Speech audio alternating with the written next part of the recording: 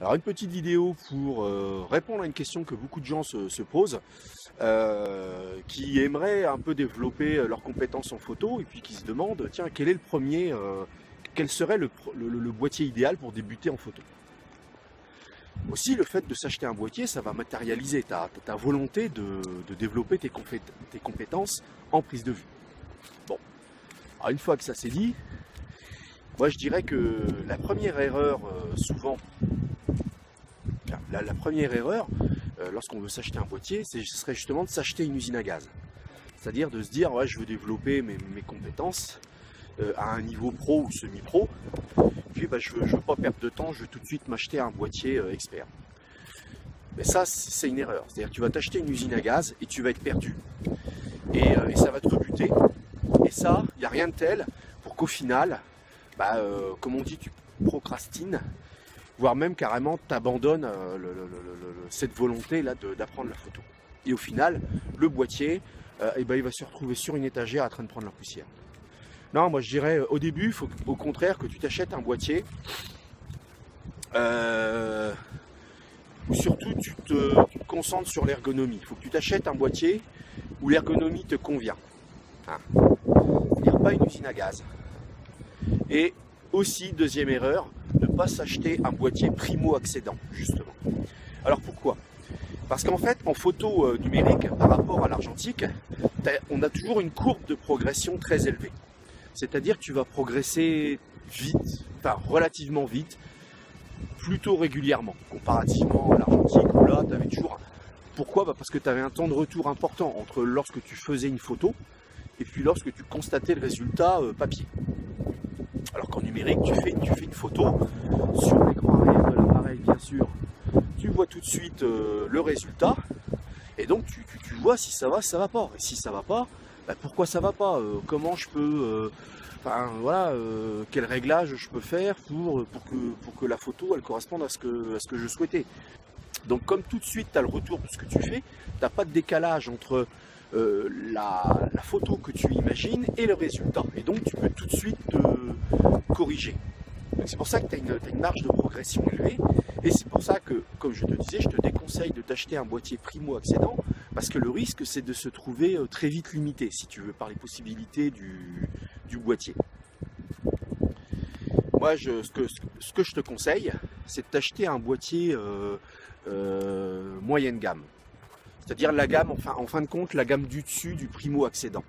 C'est-à-dire, quelle que soit la marque, tu t'achètes le boîtier qui est au-dessus du boîtier primo-accédant proposé par chaque marque. En plus, bon, en général, les boîtiers primo-accédant, c'est surtout un argument de prix. C'est-à-dire, c'est les gens qui souhaiteraient s'intéresser à la photo, bah, on cherche à leur vendre un appareil qui est pas cher. Et puis bah, une fois qu'ils ont pris goût à la photo, finalement, plus tard, ils vont s'acheter un boîtier, enfin, le boîtier en réalité qu'il faudrait, mais qui est plus cher celui-là. C'est pour ça qu'en général, les boîtiers entrée de gamme, c'est pas une finition extraordinaire, voilà, c'est pas fait pour durer, quoi. Donc c'est aussi une raison pour laquelle je te déconseille d'acheter ce type de boîtier. J'espère qu'il n'y a pas trop de flotte. Voilà.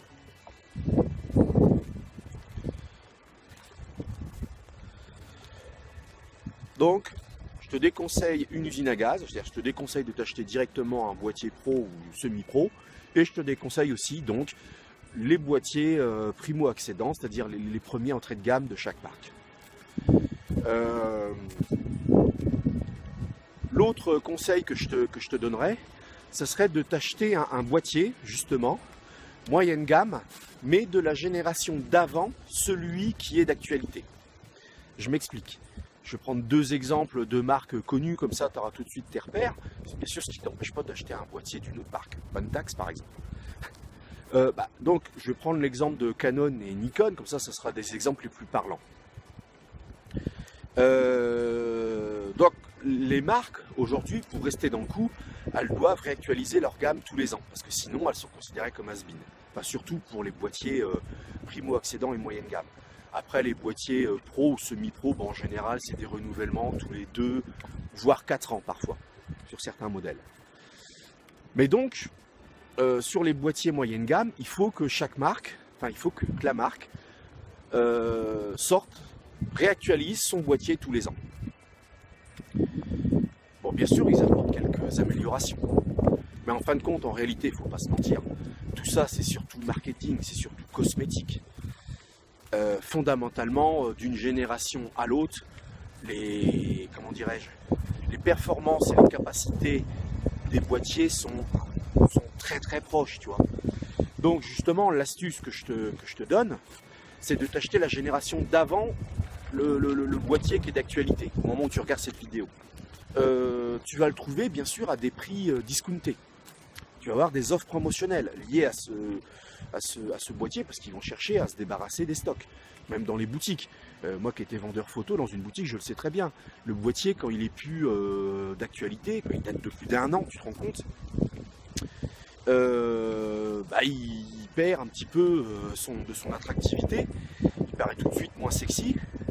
Et donc, en tant que vendeur, tu sais que tu as intérêt à le vendre plus vite, parce que plus le temps va passer, plus il y a des risques que ce boîtier te reste sur les bras. Et donc, quelque part, c'est du fric immobilisé, voire du fric foutu en l'air.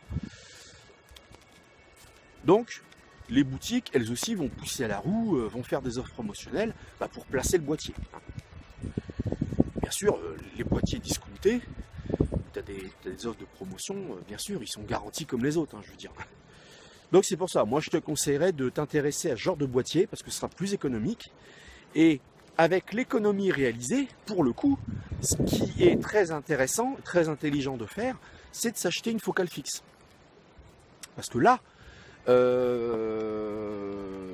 un boîtier plus une focale fixe, là oui, là tu fais de la photo qui sort un petit peu de l'ordinaire.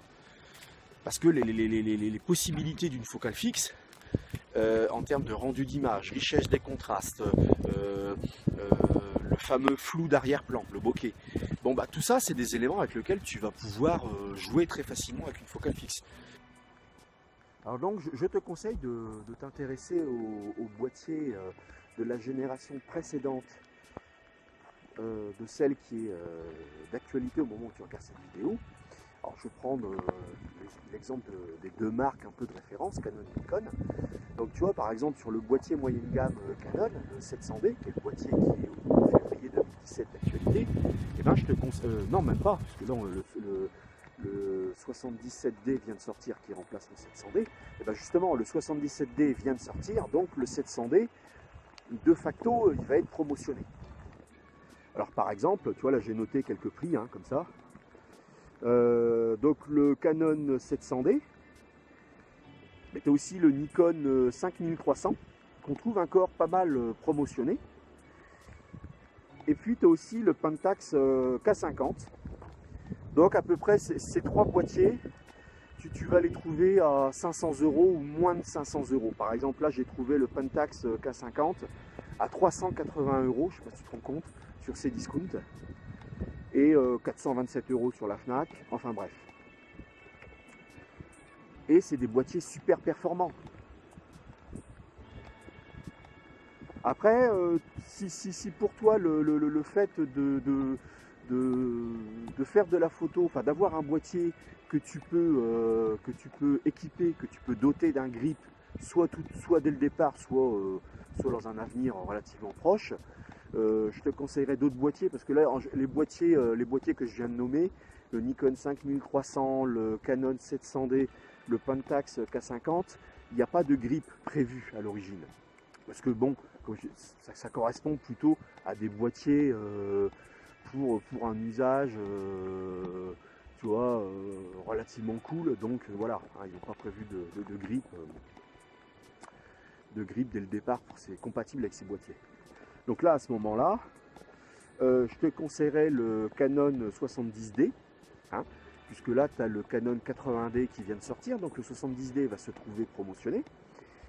Le Nikon 7300, donc ça, et puis également le Pentax K3. Alors ça, c'est des boîtiers que tu trouves avec une fourchette de 1000 à 1200 €. Avec en général un 1835 ou 1805 pour Nikon, Donc déjà en termes de zoom de base, ça te laisse beaucoup plus de latitude. Puis c'est en général une optique qui est plus performante que le 18-55 quand même, faut bien le dire. Et encore une fois, déjà ce sera compatible avec un grip que tu pourras acheter soit de la marque même de ton boîtier, ou soit chez un équipementier. Alors là aussi j'avais fait une vidéo sur le grip. Si ça t'intéresse ce sujet, si tu veux découvrir de quoi il s'agit au juste, quelle est l'utilité, quel est l'intérêt d'acheter un grip, je t'invite à regarder la vidéo par la suite, à la fin de cette vidéo. Donc, puis toujours dans l'optique d'acheter cette fameuse focale fixe, ce 50 mm 1.8 à, je te dis, grand max 120 €. Tu peux aussi d'ailleurs l'acheter d'occasion. Hein. Moi, j'ai beaucoup acheté d'occasion. Comme d'habitude, si cette vidéo t'a plu, n'hésite pas à liker, à partager, et nous on se retrouve dans une prochaine vidéo. Allez, salut!